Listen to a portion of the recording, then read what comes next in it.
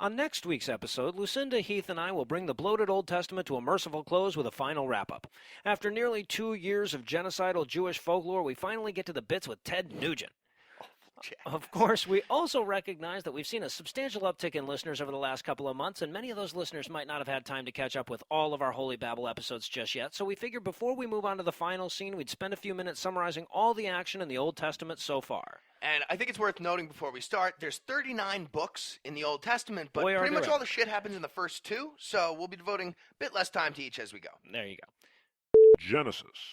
In the beginning, there was nothing, then God said, "Let there be light," and it's pretty much all downhill from there. It started good, but Genesis 1 was the high water mark, even with the I'm not going to spoil it, but you'll find out in a second. So he makes Adam, he makes Eve, they meet a snake, they eat an apple, and of course God starts off on the slow but inevitable path to suicide. Cain kills Abel, then fucks his sisters to populate the world. They build a tower, God fucks it up. They build cities, God floods them. Noah rides out that flood, and then we're back to the sibling fucking. A few inbred generations later, Abraham comes along, he pimps his wife, cuts off part of that pesky entire penis he had, and then tries to stab a baby. 2 generations later, his grandson wrestles with God and would have won if God hadn't cheated. That grandson fucks everything that moves, has 12 kids, 11 of whom sell the 12th into slavery for being a haughty dick. Exodus.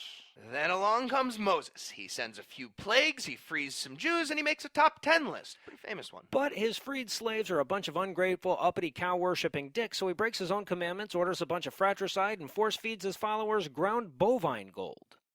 Leviticus.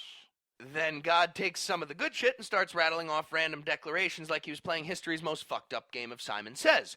We learned to kill witches, not to miscegenate our crops, not to boil goats in their mother's milk, because that was happening, and of course we learn exactly how we should murder cows for no reason. And we learn for the first time that God does indeed hate fags. And tattoos, and definitely foreigners. He cannot stand foreigners. Numbers. Then we meet a talking donkey, we learn how to make the uterus of an unfaithful woman fall out using nothing but dust and magic, and God force-feeds the pre-Jews so much poultry that they're shitting it out of their tear ducts. And God reminds us that the only time we're allowed to work on the Sabbath is if we're stoning someone to death for working on the Sabbath, not realizing this makes it impossible for your job to be rabbi unless, of course, you do it while murdering yourself with stones on the Sabbath. Right. Deuteronomy.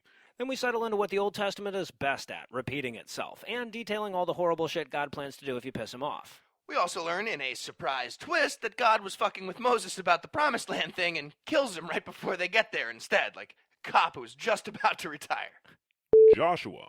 At which time Moses hands the reins over to Joshua, who is such a badass he can kill a whole city with his trumpets. And Joshua goes on the first of many biblical uncut penis envy ethnic cleansing operations to eradicate all the subhumans that dared to live in the place that the pre-Jews wanted way before they got there. They kill all the Amalekites, most of the Canaanites, most of their pets, and everybody in Jericho except for a hooker and her friends. Judges. Then we meet a series of forgettable leaders before we finally get to Samson. He rips a lion to shreds, eats some honey out of it, and kills an army with some random detritus. But after a shitty haircut, he gets so depressed that he pulls a building down on himself. Which would have been the most fucked up part of the book if some guy hadn't later decided to chop his recently raped to death concubine into pieces and FedEx chunks of her all over the kingdom as an ethics lesson. Ruth.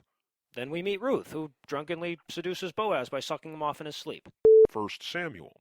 Meanwhile, the Philistines steal the Jews' magic ark and succumb to the curse of the were tumor. Then we get over this judge crap and get to some proper kings. God is all-knowing, so he knows David will make the best king, but he chooses Saul instead, because his finger had already touched that piece. Apparently, yeah. David proves his valor by killing some dude with a rock from a distance and shredding a harp like a biblical Andreas Vollenweider. Not to mention being so deft with a sword that he can alter your clothes while you're shitting in a cave without you even noticing. 2 Samuel. So he beats Saul and becomes king and fucks everybody, probably including Saul's son Jonathan. But definitely including Uriah's wife Bathsheba, who David had killed so as not to complicate the adultery. Yeah, the husband, not the wife. Basically, if he's not fucking you, he's hiring somebody to kill you and devastate your lands.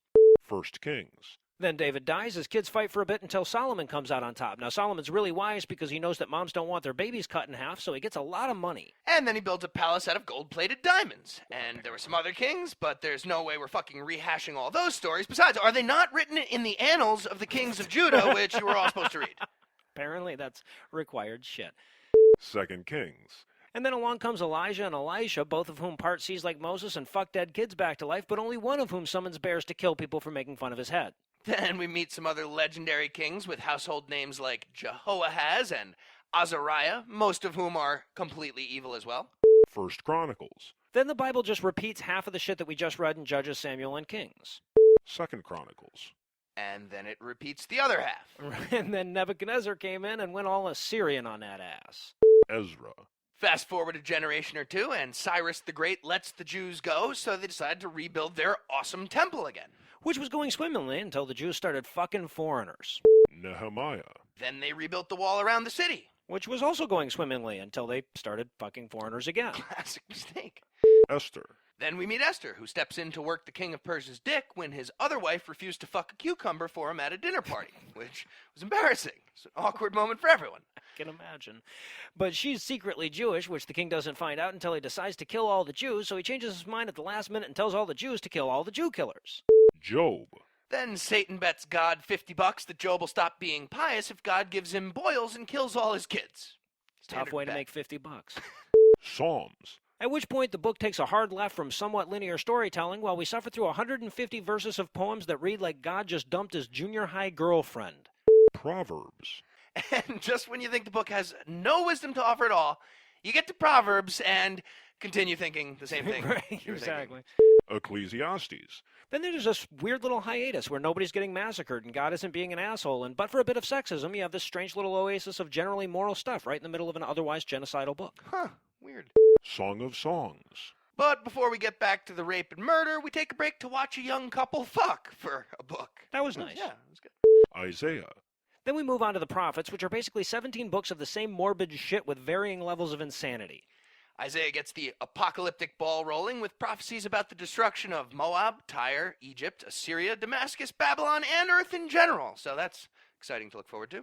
Jeremiah. Then Jeremiah risks life and limb to reiterate the Old Testament's core message. People who are different than you are abominations that deserve to die. Lamentations. We piss and whine about the fall of Jerusalem alphabetically. Ezekiel. Then Ezekiel shows up, flies away in a spaceship, and it gets so insane by the end that the lyrics to Horse with No Name make sense in comparison. Daniel. Daniel comes next and spends 12 chapters cementing an enormous lie about how he beat up a bunch of lions with his penis. Hosea. And as if those guys weren't minor enough, we move on to the minor prophets, a series of pointless afterthoughts that the Jews added on so that Stephen King couldn't outword count them later. Starting with Hosea, who demonstrates how fucked Israel is using a well-crafted spousal abuse analogy. Joel. Promises some locusts. Amos. Warns everybody that God's gonna go Cleveland steamer on Judah really soon. Obadiah. Is also a biblical prophet, I guess. Jonah. Gets thrown onto an Assyrian beach by a fish with a vomit cannon. Micah. Presages the sequel. Nahum. Dances on the graves of Nineveh. Habakkuk. Points out the problem of evil, and then God just tells him to fuck off. Zephaniah. Also says words. Haggai. Hosts an episode of Extreme Makeover Temple Edition. Zechariah. Eats enough peyote to understand Hunter S. Thompson. And finally, Malachi. reminds you that your immortal soul is quite lovely and it would be a shame if anything was to happen to it. And that's it. So if the Jews are looking to save on printing costs in the future, feel free to co-opt this summary you just heard. Yeah, you can use it. And if that was still too much, by the way, here's a summary of the summary. God made humans. God told them what to do. They didn't do it. God killed them. Rinse, repeat.